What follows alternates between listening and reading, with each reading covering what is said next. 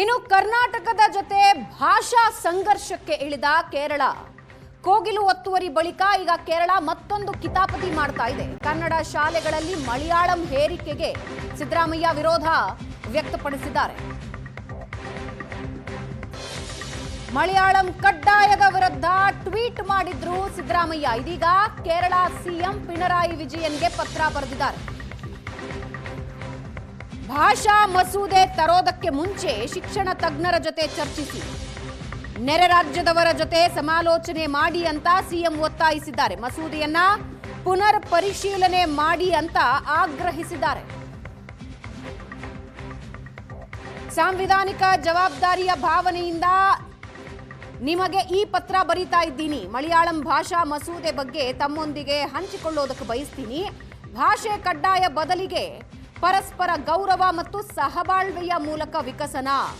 ಕಾಸರಗೋಡಿನಂತಹ ಗಡಿ ಪ್ರದೇಶದಲ್ಲಿ ಈ ತತ್ವದ ಜೀವಂತ ಉದಾಹರಣೆಯಾಗಿ ಕಂಡುಬರುತ್ತೆ. ಭಾಷಾ ಅಲ್ಪಸಂಖ್ಯಾತ ಸಮುದಾಯಗಳಿಗೆ ಭಾಷೆ ಕೇವಲ ಶೈಕ್ಷಣಿಕ ಆಯ್ಕೆಯಲ್ಲ.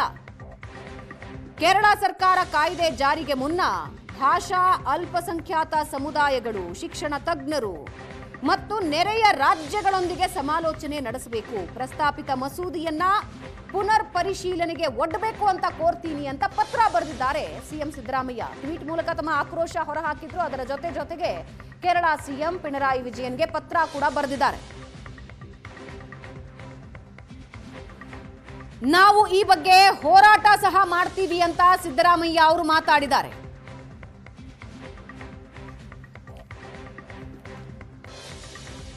ಕನ್ನಡ ಶಾಲೆಗಳಲ್ಲಿ ಮಲಯಾಳಂ ಹೇರಿಕೆಗೆ ಸಿದ್ದರಾಮಯ್ಯ ವಿರೋಧ ವ್ಯಕ್ತಪಡಿಸಿದ್ದಾರೆ.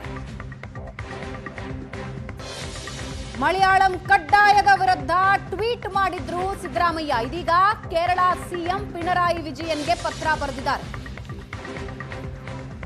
ಭಾಷಾ ಮಸೂದೆ ತರೋದಕ್ಕೆ ಮುಂಚೆ ಶಿಕ್ಷಣ ತಜ್ಞರ ಜೊತೆ ಚರ್ಚಿಸಿ, ನೆರೆ ರಾಜ್ಯದವರ ಜೊತೆ ಸಮಾಲೋಚನೆ ಮಾಡಿ ಅಂತ ಸಿಎಂ ಒತ್ತಾಯಿಸಿದ್ದಾರೆ. ಮಸೂದೆಯನ್ನ ಪುನರ್ ಪರಿಶೀಲನೆ ಮಾಡಿ ಅಂತ ಆಗ್ರಹಿಸಿದ್ದಾರೆ. ಸಾಂವಿಧಾನಿಕ ಜವಾಬ್ದಾರಿಯ ಭಾವನೆಯಿಂದ ನಿಮಗೆ ಈ ಪತ್ರ ಬರೀತಾ ಇದ್ದೀನಿ. ಮಲಯಾಳಂ ಭಾಷಾ ಮಸೂದೆ ಬಗ್ಗೆ ತಮ್ಮೊಂದಿಗೆ ಹಂಚಿಕೊಳ್ಳೋದಕ್ಕೆ ಬಯಸ್ತೀನಿ. ಭಾಷೆ ಕಡ್ಡಾಯ ಬದಲಿಗೆ ಪರಸ್ಪರ ಗೌರವ ಮತ್ತು ಸಹಬಾಳ್ವೆಯ ಮೂಲಕ ವಿಕಸನ. ಕಾಸರಗೋಡಿನಂತಹ ಗಡಿ ಪ್ರದೇಶದಲ್ಲಿ ಈ ತತ್ವದ ಜೀವಂತ ಉದಾಹರಣೆಯಾಗಿ ಕಂಡುಬರುತ್ತೆ. ಭಾಷಾ ಅಲ್ಪಸಂಖ್ಯಾತ ಸಮುದಾಯಗಳಿಗೆ ಭಾಷೆ ಕೇವಲ ಶೈಕ್ಷಣಿಕ ಆಯ್ಕೆಯಲ್ಲ. ಕೇರಳ ಸರ್ಕಾರ ಕಾಯ್ದೆ ಜಾರಿಗೆ ಮುನ್ನ ಭಾಷಾ ಅಲ್ಪಸಂಖ್ಯಾತ ಸಮುದಾಯಗಳು, ಶಿಕ್ಷಣ ತಜ್ಞರು ಮತ್ತು ನೆರೆಯ ರಾಜ್ಯಗಳೊಂದಿಗೆ ಸಮಾಲೋಚನೆ ನಡೆಸಬೇಕು. ಪ್ರಸ್ತಾಪಿತ ಮಸೂದೆಯನ್ನ ಪುನರ್ ಪರಿಶೀಲನೆಗೆ ಒಡ್ಡಬೇಕು ಅಂತ ಕೋರ್ತೀನಿ ಅಂತ ಪತ್ರ ಬರೆದಿದ್ದಾರೆ ಸಿಎಂ ಸಿದ್ದರಾಮಯ್ಯ. ಟ್ವೀಟ್ ಮೂಲಕ ತಮ್ಮ ಆಕ್ರೋಶ ಹೊರಹಾಕಿದ್ರು. ಅದರ ಜೊತೆಗೆ ಕೇರಳ ಸಿಎಂ ಪಿಣರಾಯಿ ವಿಜಯನ್ಗೆ ಪತ್ರ ಕೂಡ ಬರೆದಿದ್ದಾರೆ. ನಾವು ಈ ಬಗ್ಗೆ ಹೋರಾಟ ಸಹ ಮಾಡ್ತೀವಿ ಅಂತ ಸಿದ್ದರಾಮಯ್ಯ ಅವರು ಮಾತಾಡಿದ್ದಾರೆ.